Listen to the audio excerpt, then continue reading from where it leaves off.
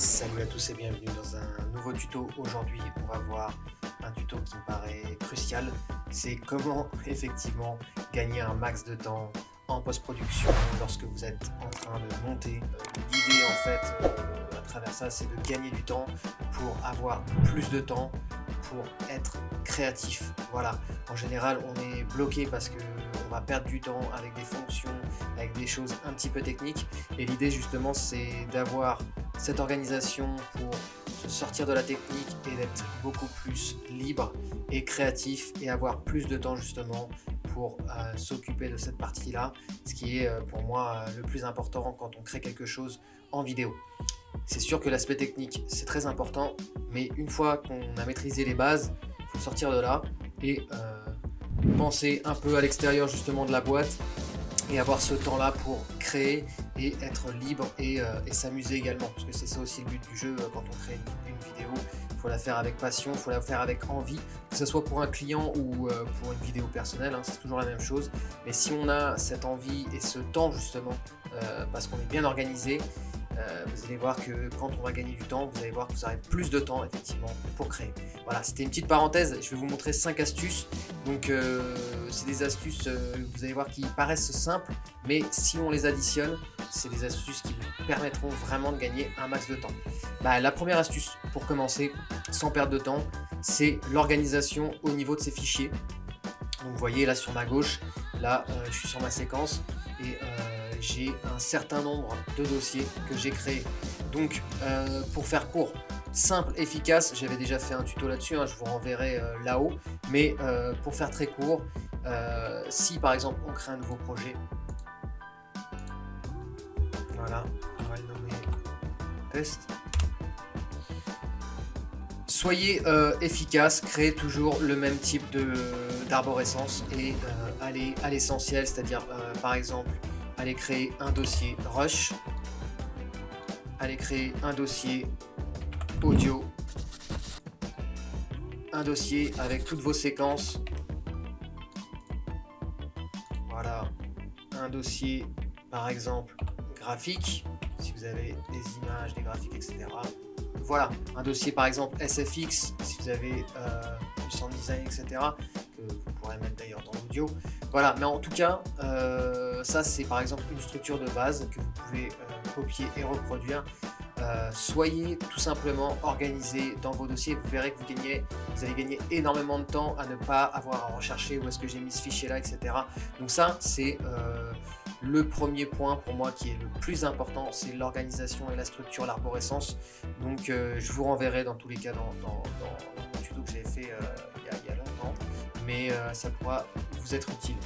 La deuxième chose à savoir, c'est que pour gagner du temps, lorsque vous êtes en train de monter, c'est utiliser les raccourcis, d'accord? Là c'est hyper important ici. Pareil, je vous renverrai sur une de mes vidéos, commencez à les customiser. Donc pour customiser des raccourcis clavier, c'est simple, vous allez dans fichier, vous allez dans excusez-moi, édition, raccourcis clavier. Et à partir de là, vous pouvez aller modifier tous vos raccourcis clavier. Pareil, je vous renverrai vers ma vidéo. Et du coup, si on arrive sur le pratico-pratique, regardez, si par exemple je veux voir l'ensemble de ma timeline, j'appuie sur un bouton. Vous voyez, là si je veux zoomer, j'appuie sur le bouton Z et je peux aller directement dézoomer avec le bouton A. Si je veux faire une cut, j'appuie sur le bouton S. Si je veux supprimer tout ce que j'ai à droite, là par exemple, j'appuie sur le bouton X. Voilà, c'est des gains de temps en fait. Vous allez voir dans le tuto sur mes raccourcis clavier, vous allez voir que j'ai pas mal de petits raccourcis qui sont très bénéfiques. Mais en tout cas, pour faire court, les raccourcis clavier, très important, maîtriser les 10-15 raccourcis clavier qu'on utilise tout le temps. Vous allez voir que vous allez gagner énormément de temps. Le troisième point, c'est votre espace de travail. Là, c'est pareil. L'espace de travail, vous allez voir que vous allez avoir beaucoup de fenêtres au départ sur les espaces de travail de base. Hein. Par exemple, là, je suis sur le montage. mais j'ai des choses qui me servent pas forcément. Là par exemple, historique, marque, etc. Ça prend de la place et j'en ai pas forcément besoin. Donc là pareil, je vous renverrai sur mon tuto espace de travail, customisation de l'espace de travail. Mais pour faire court, ayez un espace de travail dédié qui vous donnera par exemple suffisamment d'espace pour votre timeline, suffisamment d'espace pour votre panneau programme, etc. L'espace de travail, c'est très important, c'est pareil, c'est votre organisation, c'est votre style. Donc ça, je vous invite pareil à customiser votre espace de travail. Donc pour le customiser, pareil, hein, vous avez fenêtre, espace de travail, et là en fait, vous pouvez enregistrer en tant que nouvel espace de travail une fois que vous avez modifié votre espace de travail. Le quatrième point super important, c'est faire des presets. Donc faire des presets, vous pouvez en avoir plein. Par exemple, vous pouvez faire des presets effets. Là c'est pareil, j'ai un tuto dédié à ça. Et si je vais sur préconfiguration, vous allez voir que là j'ai par exemple un dossier perso où j'ai là par exemple dans ce cas-là mon push-in. Voilà, par exemple, si vous avez effectivement des customisations de presets en termes d'effets, vous allez pouvoir faire du drag and drop, donc vous allez gagner énormément de temps. Voilà, là j'ai un zoom in qui s'est fait automatiquement juste avec des presets que j'ai créés. Donc pareil pour les presets, je vous renverrai sur mon tuto, mais en gros c'est une fois que vous avez fait par exemple une modification sur votre trajectoire, votre opacité, vous pouvez faire ce que vous souhaitez et faire du coup un clic droit par exemple et enregistrer une préconfiguration.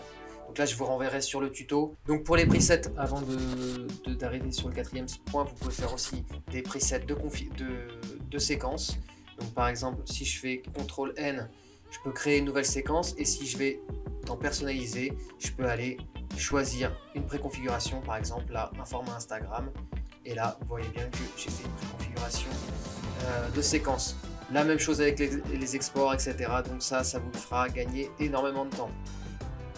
Donc on a vu les trois premiers points, l'organisation des dossiers, on a vu les raccourcis clavier, on a vu la configuration de l'espace de travail, on a vu le quatrième point qui était les presets, d'accord, donc les préconfigurations, et le cinquième point c'est l'organisation pour moi au niveau de votre timeline. Donc, qu'est-ce que j'entends par l'organisation au niveau de la timeline? Donc, vous avez plusieurs choses au niveau de la timeline. Par exemple, si je vais glisser ici, une vidéo, d'accord, et que je vais par exemple glisser une autre vidéo par-dessus, voilà, c'est, et ben je sais tout simplement que sur la V1, je vais avoir ma vidéo principale, sur la V2 je vais avoir mes b-rolls, sur la V3 je vais avoir mon titre, donc tout ce qui est titrage, etc. Sur ma V4 par exemple, je peux avoir mes calques d'effets. Par exemple, je peux mettre un calque d'effet ici qui me servira à, si je vais dans couleur, voilà, tac, mettons je vais changer, tac, ici, je sais que voilà, chaque piste correspond à vraiment une étape de mon montage, et je sais que je suis tout le temps en fait la même procédure, donc V1, V2, V3, V4, et ça va me permettre tout simplement d'être organisé sur mon montage. Lorsque je vais avoir par exemple une dizaine de pistes, si vous avez plein de choses à mettre, etc., vous allez savoir en fait comment est fait votre organisation, et ça c'est super important. Voilà. En bonus, je vous donne un autre bonus en sixième pour gagner du temps, c'est mettre des couleurs sur chacun de vos clips pour différencier tout simplement les styles. Donc là par exemple, je sais qu'en bleu c'est ma vidéo principale, etc., etc. Donc ça, la customisation des couleurs, c'est aussi super important. Voilà, je ferai une petite vidéo d'ailleurs pour comment customiser en fait les couleurs. C'est hyper rapide et c'est super pratique, moi je l'utilise tout le temps. Voilà, c'était un tuto sur comment gagner du temps en post-production. N'oubliez pas que plus vous allez gagner du temps, plus vous allez pouvoir faire des vidéos rapidement, et de prendre le temps sur l'aspect créatif, pour ne pas oublier que L'aspect technique, c'est bien, mais nous, ce qu'on a envie, c'est aussi d'être créatif, de s'amuser, etc. Et pour ça, il faut déjà avoir un bagage technique et des fondations. Et là, je vous montre quelques bases solides pour que vous puissiez aller plus loin dans vos montages. Voilà, j'espère en tout cas que la vidéo vous a servi et que c'était pas trop long. Si vous avez aimé la vidéo et que ça vous a permis d'avancer dans la post-production, n'hésitez pas à mettre un gros like, à partager la vidéo, à vous abonner si ce n'est pas déjà fait et activer la cloche. Et je vous dis à très bientôt dans un nouveau tuto sur la chaîne Folk Studio. A plus.